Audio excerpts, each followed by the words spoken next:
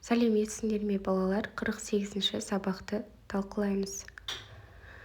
40-шы жаттығу өлеңді тыңда. 7 жасар баласын жетіспесе шал жетектеп, қайда әлгі мектеп деп. 70 келеді сүрініп, 7 келеді жүгіріп. Балам, балам, жақсы бол. Міне сенің мектебің, сабағыңа зейін сал, ақылды бол, тентегім. Деп 71 күрсінді, 7 нені түсінді. Балалар, төменде тапсырмалар берілген, бірге орындайық. 70-тегі ата неге күрсінді деп ойлайсың?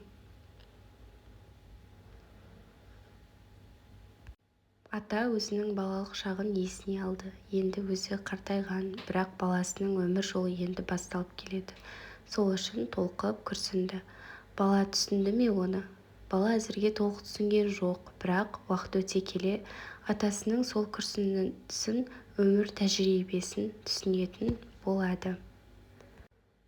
Қарамен жазылған сөздер: мектебің, сабағыңа, тентегім. Түбірі: мектебің, мектеп.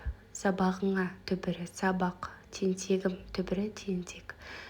Түбір сөздің жазылуындағы өзгеріс: барлық үш сөзде де түбірдің соңында қ, к, п дыбыстары ғ, г, б болып өзгерген. Бұл үндестік заңы бойынша болатын дауыссыздардың өзара ықпалы. Яғни п б-ға, қ ғ-ға, к г әрпіне өзгерді. 41-ші жаттығу: сөздерді көшіріп жаз. Сөздерді салыстыр. Түбір сөздің жазылуын өзгерткен қосымшаны ата. Түбір сөздер: қалық, ерік, құлып, орын, бөрік. Өзгерткен қосымшалар: барлық сөздерде тәуелдік жалғауының үшінші жағы ы жалғанған. Өзгеру себебі: түбірдің соңындағы қ, к, п дыбыстары дауыстыдан кейін айтылуы жеңіл болу үшін ұяңданады.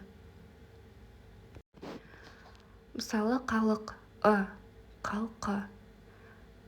Қ қалды, өзгеріс жоқ, себебі алдында қатаң дыбыс бар. Ерік еркі. Бұл жерде де өзгеріс жоқ, бірақ дауыстыларға үйлескен. Құлып құлпы өзгеріссіз жазылады, бірақ айтылуда жеңілдік бар, яғни жеңіл айтылады. Орын орны н сақталады, қосымша жалғанған. Бөрік бөркі. Жазылуы солай, айтылуында жұмсарып айтылады. Бөркі. Тізбектің басында тұратын сөзді тап. Жақ, жағу, жағады, жағып.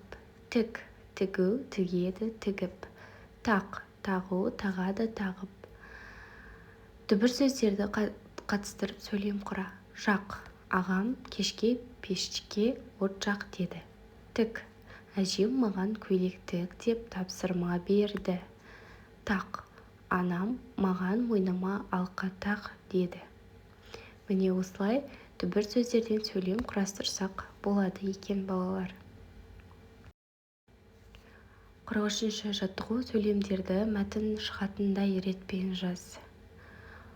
Жазған мәтін мазмұнына өз ойыңды айт. Мәтін: уақыт тоқтамай сырғиды, одан қалып қоюға болмайды, сондықтан бүгін істейтін істі ертеңге қалдырма. Мысалы, мен осы мәтінге өз ойым: бұл мәтін бізге уақыттың бағалы екенін үйретеді. Уақытты бос өткізуге болмайды, себебі өткен уақыт қайта оралмайды. Әр күнімізді пайдалы істерге жұмсау керек. Уақыт құнды, уақытыңды бағала деген неліктен айтады? Өйткені уақыт адамның ең қымбат байлығы. Уақыт өтсе, оны қайта қайтару мүмкін емес. Сол себепті әр минутты тиімді пайдалану ол табыстың және бақыттың кілті балалар. Осымен тапсырмаларымыз аяқталды. Сау болыңдар. Менің каналыма тіркелуді ұмытпаңдар.